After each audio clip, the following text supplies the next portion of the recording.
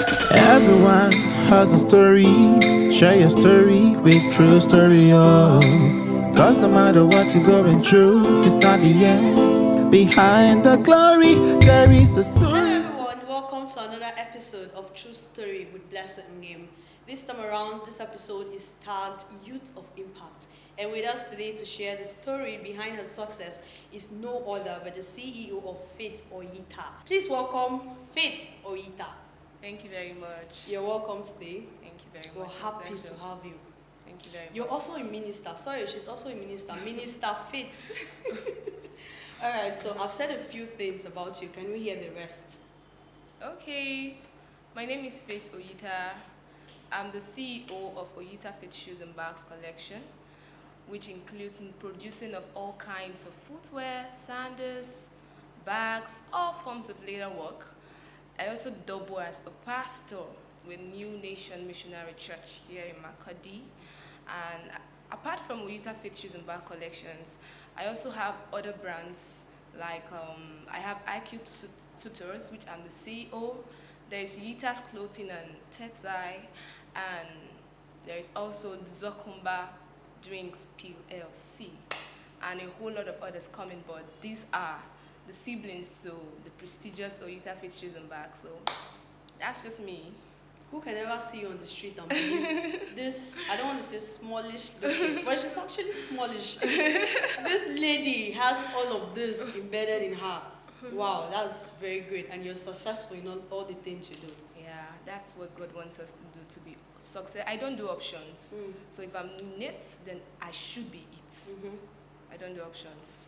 Okay, so what kind of reaction do you get from people when you tell them you make shoes and bags with your hands? What kind of reaction? Because if I'm the one, I'll say, seriously? So, Okay, you know, right? Okay, when we go back in time past, let's say like 20 years ago, when you say you're a shoemaker, people have this awkward mentality about shoemakers. They feel maybe they are just people just trying to survive and not people trying to make a career. So, but thank God, shoemaking, I told a friend of mine lately that we've changed the trend. So everybody now wants to be a shoemaker, you know, because we have added the flavor to it. We are actually pathfinders. So when people see or hear that I am a shoemaker, they are wow, they are intrigued. They're like, some will like a lady, some will like a beautiful lady, some will be like an educated lady, and you know, you hear all kind of stuffs, you know, and all.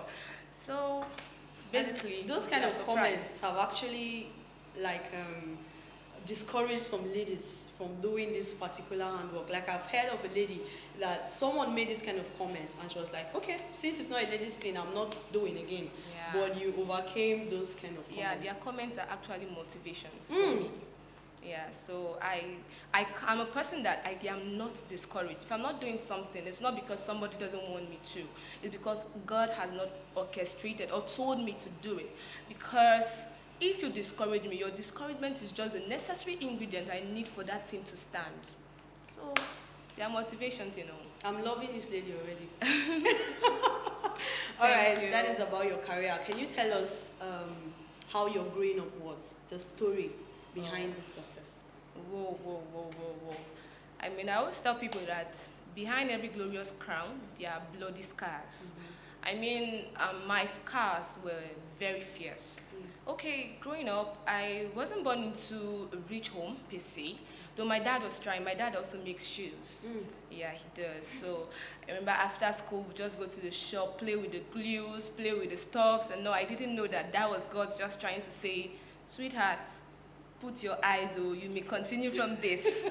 And no, so we're just there. My mom was a petty trader. She just does little business because she was still being a mom, trying to give her kids all the attention and all. So I wasn't born with a silver spoon. In fact, no rubber spoon, you know.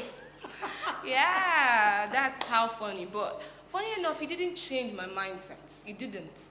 For the fact that I had what other persons have, which was God. I had two loving parents.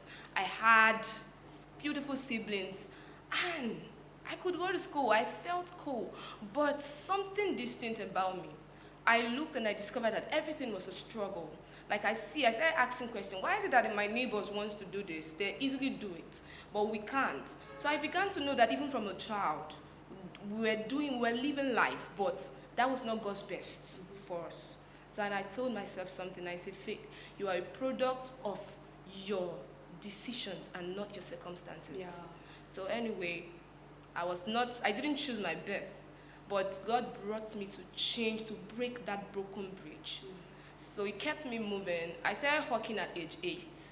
I was 8 years old. I started hawking for my mom. I was in primary 4. So I didn't have these childhood experiences like a lot of children do. Come back from school, play and all. No, it was business, business, business. So my dad sells in the market. He makes shoes and all in the market. So, and that place is just a stone throw to my school. So when I close from school, my clothes are already in the shop.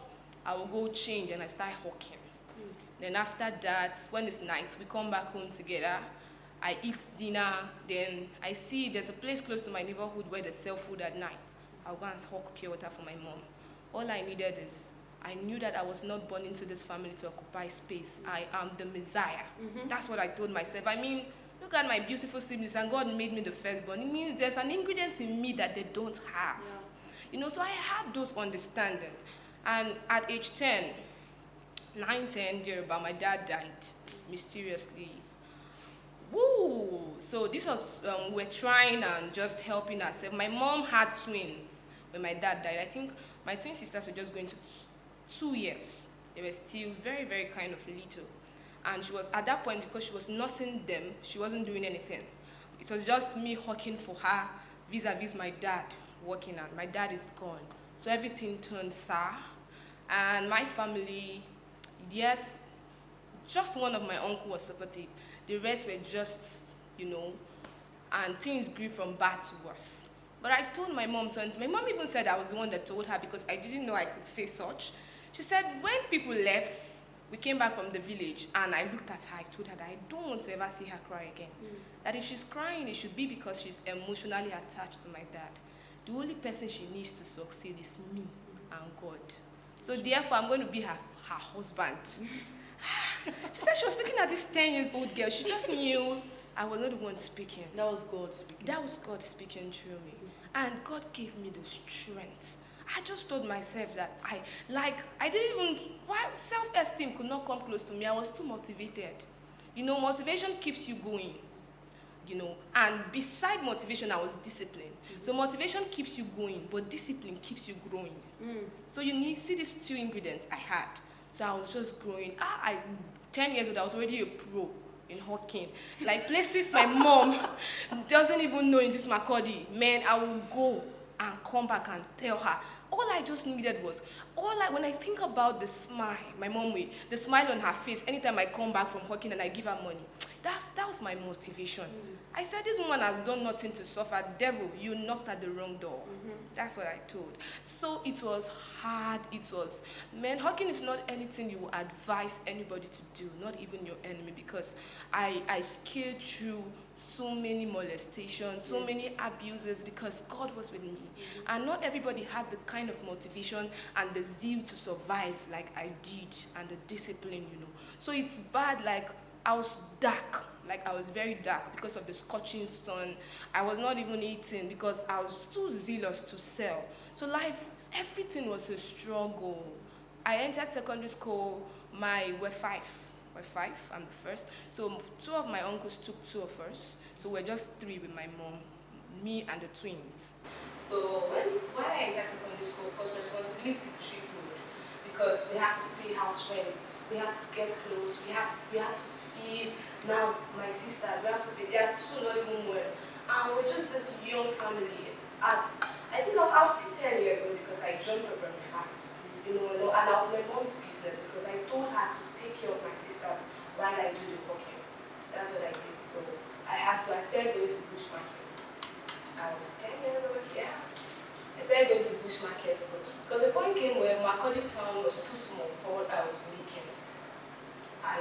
On my own, I started looking for opportunities because the reason why many people are poor is because they pass over opportunity repeatedly. Yeah. People who are in someone, we all know. So I just knew from that little age that the edge I have over others to succeed is opportunity, my drive, and how to. Some people see opportunities, but they don't maximize it. So I started looking for opportunities. So at just thought of going to bush market. I don't know, my mom was scared.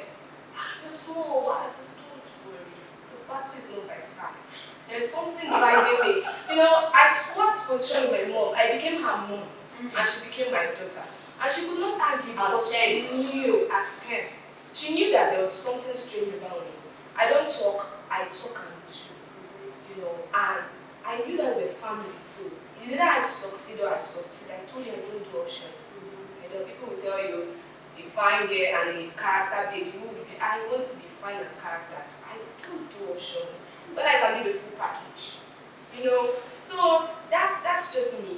So I entered school, I started going to bush markets, 1 year, 2 years and all. So those bush markets were very, very fun. Sometimes 2 hours away from Makodi, sometimes 3 hours away from Makodi. And my sisters were in school, I paid their school fees. So I shared the bill. Mommy, you take care of the house rent and I feed it. I take care of the school. Remember, I'm your husband. She was like, don't worry, we are playing together, don't worry. I chose the school to go to. I had to check my pocket, you know, and all. And also, in terms of clothes, I was not buying clothes because I was favored. I had people that would come. Some of them were insult. Some of my mates in school, they would talk, look down on me, talk, insult me, and still give me the clothes. Of course, when I put on those clothes, people don't see the insult. Hello. So every attempt, you know, when you are frustrating the devil, like he's trying to bring you down, but you're refusing to go down. So he'll just leave you. I was a complete motivation on my own, you know. So that's how it helped me a lot. So, and moreover, the way I see myself, forget this nature. The way I see myself, I tell myself I have the solution that not Nigeria, the world will crave for. Yeah. You know. So I was not looking at the frivolous things like clothes, modern things. That's not what I'm living for. I'm living for impact. How to make time. So I think that helped me single my eyes. So when I was paying bills, I was going to those bush market, I learned how to make cake. In a sense of culture, we do missionette and rice. I don't know if I got it right. So I was little, but I was pushy. Don't come, I'll come. I was a very soft, stubborn kid, but in a good light. So I attended one of their programs because I was small. I was 9 years. I was supposed to be in the children's home. I said I would go, and they taught us how to make cake. I brought it home. I told my mom, this is the business for the cake. Let's make cake. She said, do you know how to do it? I said, yes, I learned it. And she said, okay, she has seen our neighbor do a couple, so she had a little idea. We went to the market, got the ingredients, and it came out well, good. So I started baking those cakes. So when my sisters now got into school and we're just going and going, she said, okay, she will go into another business. She will cook food while I do the baking. So our income is now multiplied. Because the point came when my mom said, no. My sisters are a little bit grown now. They can take care of themselves. So she has to go and do something too. So I will bake this cake from 10 o'clock to 4 a.m. in the morning. I was 13 years old. I will bake and I will sleep just 2 hours, 5 to 6. 7 o'clock I'm off to the bush markets because it's far. Then maybe 10 o'clock I arrive. I will walk. I make them a walk. I will walk till 6, 7, 8 o'clock, we already gathered, we start coming. And while I go to this bush market, I preach in the courses. I was preaching, I was doing the two. While I was suffering, it didn't choke God out of me, rather it gave me an opportunity to come close to God. So when I see people say their situation is the reason why they are far from God, please look for something else. Because the last time I checked, the barren state of Anna drew her to God. So if truly you are tired of the situation, you do what tired people do, you pray. Just in my church. So I was preaching and people would be shocked because I was always the least, like the smallest person in the very, it's old men, women that go to bush markets. And they'll be like, what is this girl going to do? But they can't. And when they hear me preach, when I come down, they'll be like, Pastor. They will even buy what I sell just because they heard me preach. Some of them will be like, some people come and share some experiences with me. And I was loving it. I was like, man, this is good. And what I've been seeing in my dreams, I'm not manifesting it. Like, I was happy. So I was doing the two of them together. So 9 o'clock, 10. I used to come back from those bush markets like 10, sometimes 11 o'clock. Because our Vegas boys would climb deeper. Like it was hard. I was looking so pale as though I was sick. I was always being sick. Because the stress was bigger than me. But I kept pushing because what am I living for if I can't have what I want? Those were my thoughts and all. And I was baking, so the fire.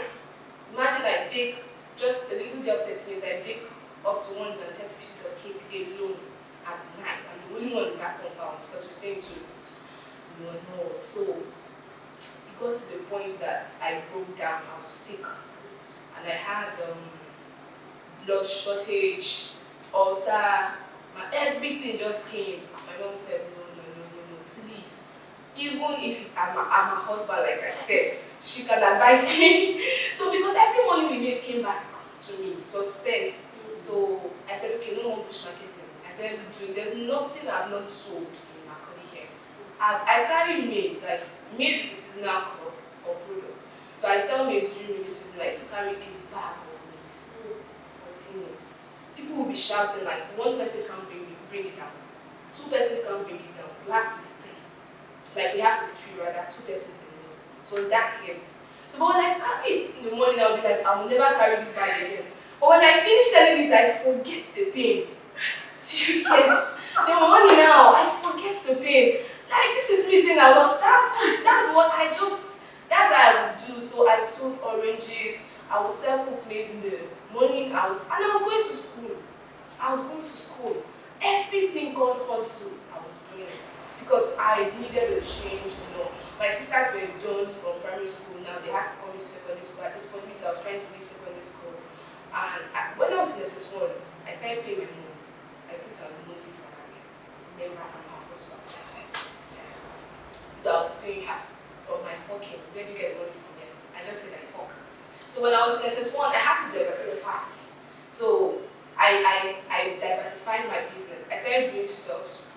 Like at this point, I was already hooking up with my mom because of the cake experiences and all.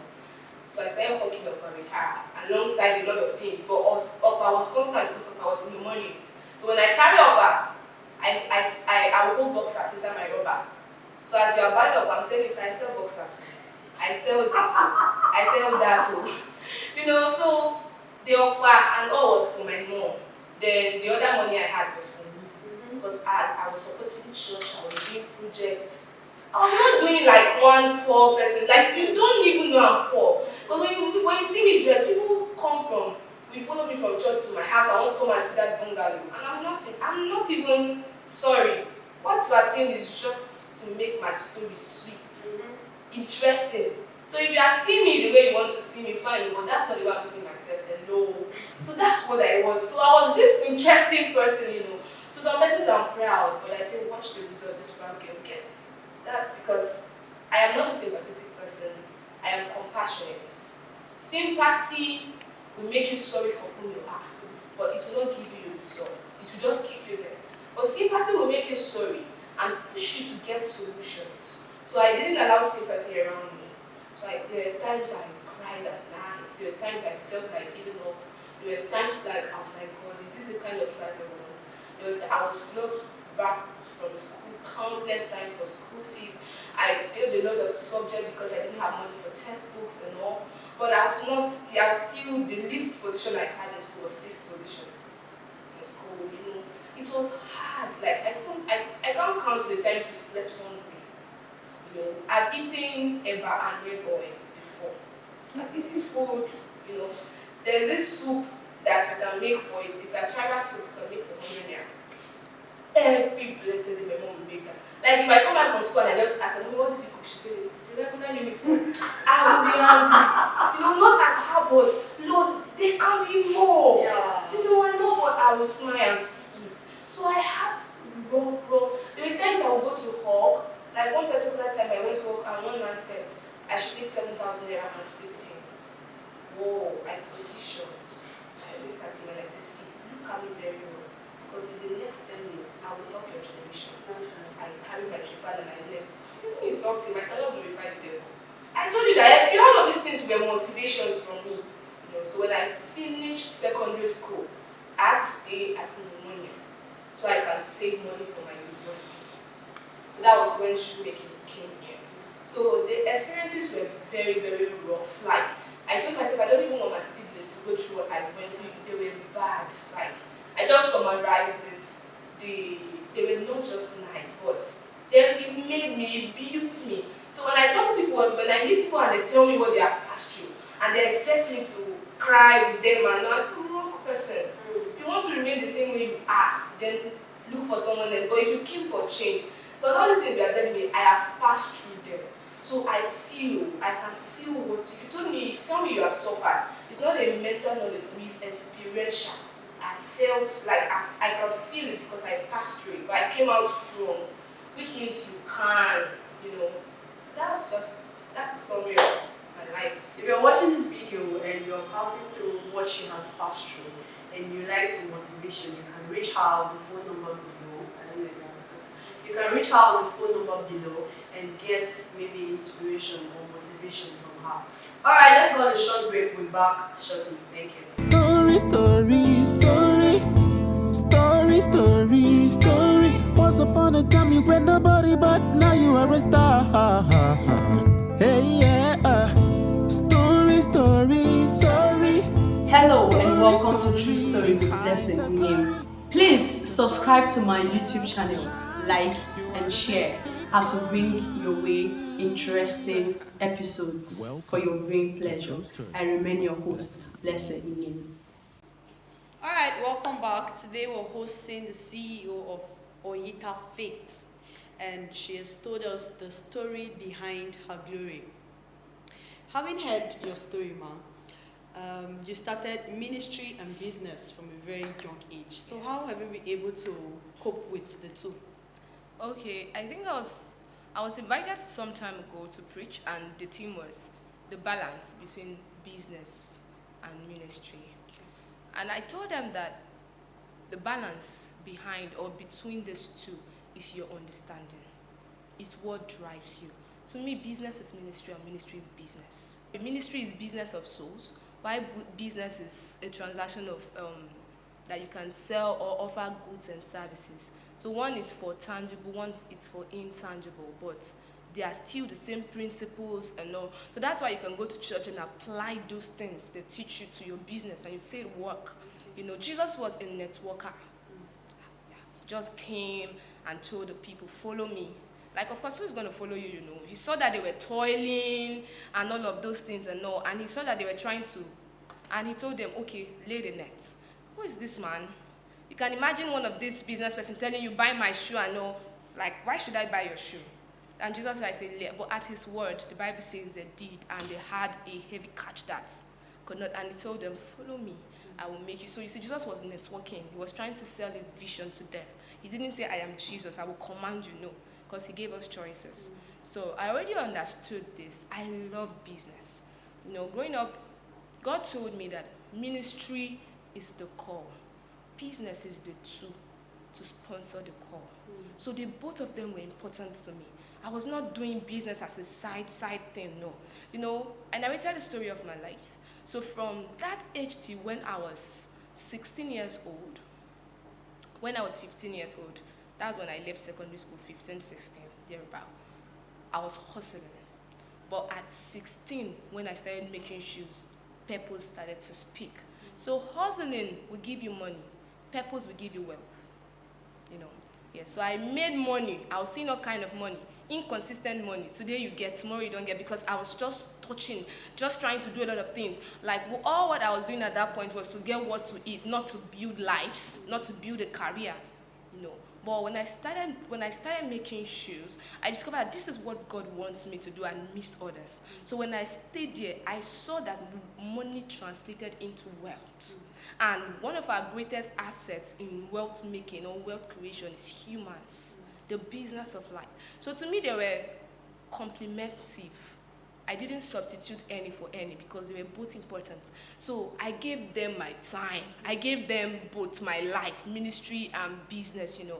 So I wasn't just doing one and just trying, no. I felt that God gave me business. God gave me ministry.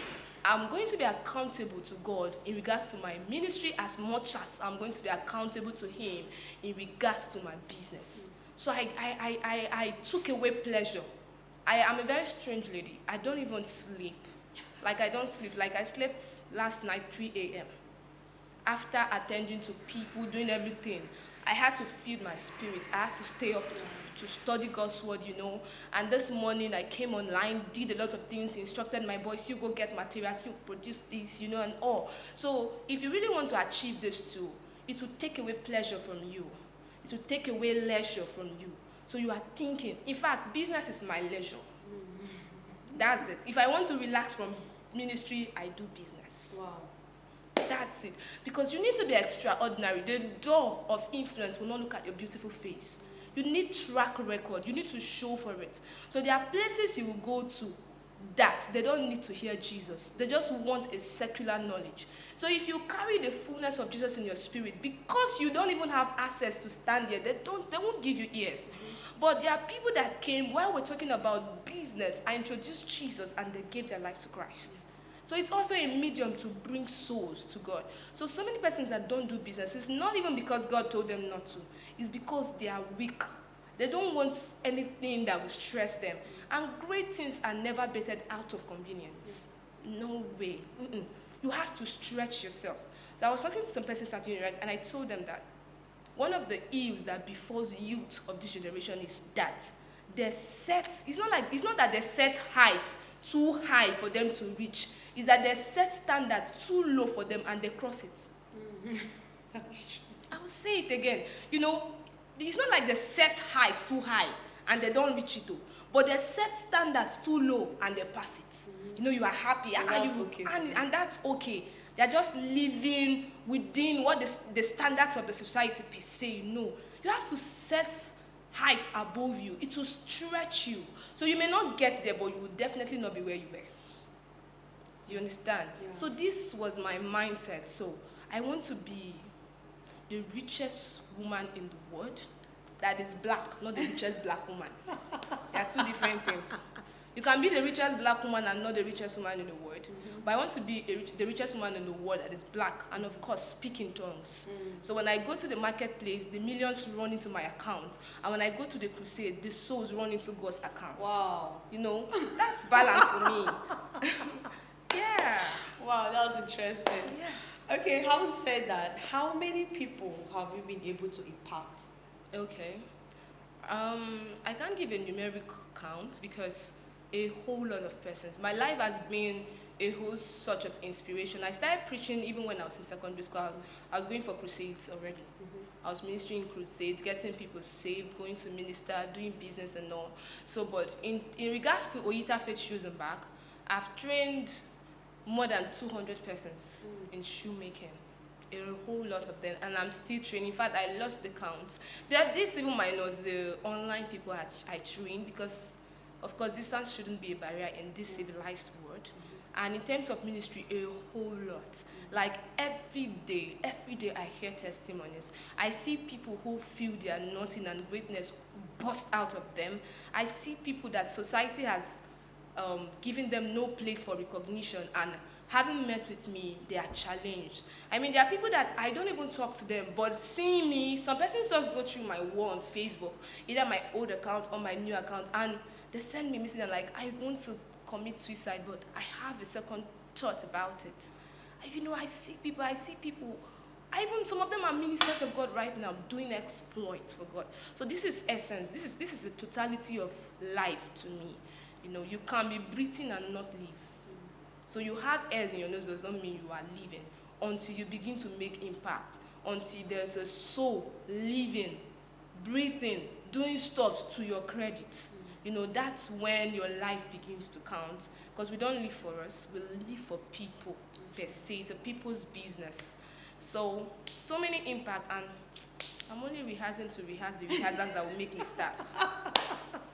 I'm only rehearsing to rehearse the rehearsals that will make me start. Okay. Wow, it's been an awesome session with Miss Faith. We're hoping to change that Miss to Mrs. very soon. Glory! All right, that brings us to the end of this episode. I hope you had an interesting time with us. I did. I'm counting myself as one of the persons that her ministry has impacted. Thank you very much for coming on the show. You're welcome. All right, viewer, join us next week for another interesting episode.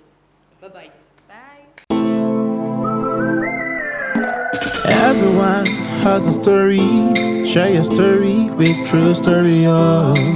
Cause no matter what you're going through, it's not the end. Behind the glory, there